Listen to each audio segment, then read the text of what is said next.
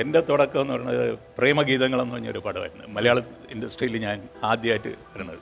Naseer sir അതിന് സഹായിച്ചോ? ഇല്ല പുള്ളി വാസ് അഗെയിൻസ്റ്റ് ഇറ്റ്. പുള്ളിക്ക് ഞാൻ MBAക്ക് പോകണം, ബിസിനസ് ചെയ്യണം, അല്ലെങ്കിൽ വല്ല ബിസിനസ് മാനേജ്മെന്റ് ചെയ്യണം, വലിയ കമ്പനികളിൽ വർക്ക് ചെയ്യണം. അതെല്ലായിരുന്നു പുള്ളിയുടെ സ്വപ്നങ്ങൾ. അഭിനയിക്കണമെന്ന് പുള്ളിക്ക് താല്പര്യമില്ലായിരുന്നു? ഇല്ല. അപ്പോൾ എനിക്കും അങ്ങനെ പേടിയായിരുന്നു പുള്ളി ഇത് പറയാൻ, എനിക്ക് അഭിനയിക്കണം എന്ന്. പക്ഷെ ഞാൻ ആ ഡിസിഷൻ എടുത്ത് വേറെ ഒന്നും ഉണ്ടല്ല, എനിക്ക് പഠിക്കാൻ വയ്യ. പഠിക്കാൻ വയ്യാത്തത് കൊണ്ട് സിനിമയാണ് ബെസ്റ്റ് ഇല്ലേ സാർ? ഇപ്പൊ സിനിമയിൽ നല്ല വിദ്യാഭ്യാസം. ഞാൻ BA വരെ എടുത്തപ്പം ഞാൻ BA ഇംഗ്ലീഷ് ലിറ്ററേച്ചർ എടുത്തപ്പോൾ ഞാൻ പുള്ളി പറയും ഓക്കെ മതിയാക്കാം, ഇന്ന് എനിക്ക് അറിയുന്നു. അപ്പം പറയുമ്പോൾ MAക്ക് പോകാൻ പറയുന്നു. അപ്പം ഞാൻ MA ഫൈനൽ അറിയായപ്പം ഐ തോട്ട് ഇനഫ്, ഇന്ന് എനിക്ക് പറ്റില്ല.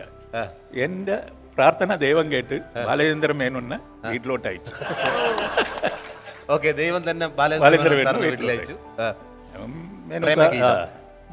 മേനോൻ ചേട്ടൻ വന്ന് ഫാദർ ആദ്യം എൻ്റെ അടുത്ത് വെച്ചു, ഞാൻ എന്നെ വിട്, അവിടെ ഫാദർ റെഡി ആണെങ്കിൽ ഞാൻ റെഡി, എത്ര ഉള്ളെന്ന് പറഞ്ഞു. അങ്ങനെ ഫാദറിൻ്റെ അടുത്ത് പോയി. ഫാദറിൻ്റെ അടുത്ത് പോയപ്പോൾ ഫാദർ പിന്നെ അഭിനയിക്കാൻ അറിയാം, നിങ്ങൾ എന്തിനാ ഈ സമയം കളയണത്?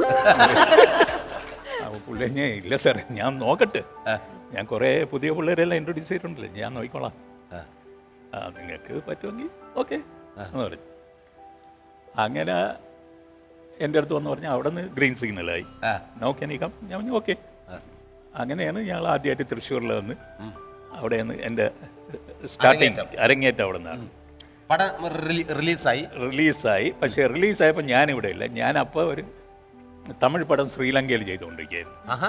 അപ്പം തന്നെ ബുക്കിംഗ് തുടങ്ങി. കയറിയെന്ന് പറഞ്ഞപ്പോൾ ബുക്കിംഗ് തുടങ്ങി. അപ്പോൾ ഐ വെന്റ് ടു ശ്രീലങ്ക. അപ്പോൾ ശ്രീലങ്കയിൽ അവിടുത്തെ പ്രൊഡക്ഷൻ ആയിരുന്നു, 40 ദിവസം അവിടെ ഉണ്ടായിരുന്നു.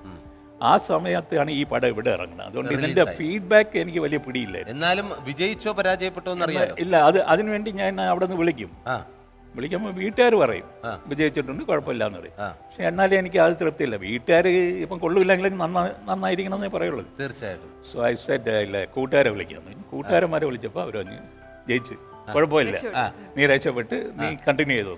ഓക്കെ. അപ്പൊ അച്ഛൻ എന്ത് പറഞ്ഞു? നസീർ സാർ അച്ഛൻ എന്ന് പറയുന്ന ക്യാരക്ടർ എന്ന് പറയുന്നത് അങ്ങനെ ആരെയും പൊക്കിയെന്നും പറയില്ല. പക്ഷെ നമ്മൾ കേട്ടിട്ടുള്ള എല്ലാവരെയും നന്നായിട്ട് വെളിയിൽ മക്കൾ അങ്ങനെയൊന്നും പൊക്കൂല്ല പുള്ളി. മക്കളെ പൊക്കില്ല, അങ്ങനെ പൊക്കൂല. വെളിയിലുള്ളവരെ എല്ലാവർക്കും പ്രോത്സാഹനവും ഭയങ്കര ചിരിയും കളിയും എല്ലാം ആണ്. ഇങ്ങോട്ട് കയറുമ്പം സ്ട്രിക്റ്റ് ആണ്, ആവശ്യത്തിനുള്ള ചിരിയും കളിയും മതി. അങ്ങനെയാണ്. അല്ല, ഇവിടെ സ്ട്രിക്റ്റ് ആയില്ലെങ്കിൽ എവിടെ പോയാലേ. അതുകൊണ്ട് അപ്പോൾ so you only told me like കുഴപ്പമില്ല കേട്ടാ, കുഴപ്പമില്ല എന്ന് പറഞ്ഞു. കുഴപ്പമില്ല എന്നെല്ലാം പറഞ്ഞിട്ട് അങ്ങ് പോയി. ഒന്ന് നമ്മൾ അധികം കാണാറില്ല, കണ്ടുകൂട്ടിയപ്പം പറഞ്ഞ ഒരു ഡയലോഗ് ഇതാണ്. ഞാൻ പടം കണ്ടായിരുന്നു സാറ്? മിസ്റ്റർ മേനോൻ ഇട്ട് കാണിച്ചു കൊടുത്തു. പിന്നെ ഇക്ക തന്നെ സ്വന്തമായിട്ട് തീരുമാനം എടുത്തു, പിന്നെ സിനിമ തന്നെ അല്ലെങ്കിൽ പഠിത്തത്തിനായിരിക്കും. പഠിത്തം ഇഷ്ടമല്ലാത്തത് കൊണ്ട് മാത്രമാണ് സിനിമയിലേക്ക് പോകാൻ തീരുമാനിച്ചത്, അല്ലെങ്കിൽ ഞാൻ ഇതിലോട്ട് വരില്ലായിരുന്നു. പുത്തൻ തലമുറകൾ കേട്ടോണ്ടിരിക്കുകയാണ്, പഠിത്തം ഇഷ്ടമല്ലാഞ്ഞിട്ട് എല്ലാരും കൂടെ സിനിമയിലോട്ട് വരരുത് കേട്ടാ. ഇക്ക ഈ പഴയ താരങ്ങളെയൊക്കെ ഒരുപാട് ഇക്ക കണ്ടു കാണുമല്ലോ, നേരിട്ട് അവരോടൊപ്പം അഭിനയിച്ചിട്ടുണ്ട്. അങ്ങനെ ആ പഴയ താരങ്ങളിൽ ഇക്കാക്ക് ഏറ്റവും ഇഷ്ടപ്പെട്ട വ്യക്തി ആരായിരുന്നു? എനിക്ക് കൂടുതലും എന്ന് പറഞ്ഞാൽ മധുസാറും ഉമ്മറങ്ങളും, ഇവർ രണ്ടുപേരെ ലൈക്ക് ഉമ്മറങ്ങൾ. പിന്നെ എപ്പോഴും ആ വഴി പോകുമ്പോൾ എല്ലാം വീട്ടിൽ. പിന്നെ ജയനും ഉണ്ടായിരുന്നു. ജയൻ എന്ന് പറഞ്ഞാൽ ഫാദറിൻ്റെ വലിയ ക്ലോസ് ആയിരുന്നു. അതുകൊണ്ട് എപ്പോഴും അവർ രണ്ടുപേരും കുറേ പടങ്ങൾ ചെയ്യുന്നുണ്ട്. ജയൻ വരണത് എന്നെ പാംഗ്രോ ഹോട്ടലിലാണ് സ്റ്റേ. അവിടെ നിന്ന് വരുമ്പം വന്ന് നമ്മളെ വീട്ടിൽ ഇറങ്ങി ബ്രേക്ക്ഫാസ്റ്റ് കഴിച്ച് ഫാദറിൻ്റെ കൂടെ വണ്ടിയിൽ കയറി ആ വണ്ടി അങ്ങ് വിടും. എന്നിട്ട് ഇവർ രണ്ടുപേരും കൂടെ ഫാദറിൻ്റെ വണ്ടിയിലാണ് പിന്നെ സെറ്റിൽ പോകുന്നത്. ശരിക്കും അന്നൊക്കെ ഉള്ള ആർട്ടിസ്റ്റുകൾക്ക് ക്യാഷ് ഒന്നും ചിലവില്ലല്ലേ? നസീർ സാറിന്റെ വീട്ടിൽ നിന്ന് എല്ലാവരും കാപ്പിയുടെയും. അന്നത്തെ ആർട്ടിസ്റ്റുകൾ മരിച്ചാലും ചിലവില്ല, ആ ഡെഡ് ബോഡി ഇവിടെ എത്തിയിരിക്കും, എല്ലാം പുള്ളി തന്നെ പേ ചെയ്തിരിക്കും. അതൊന്നുമില്ല.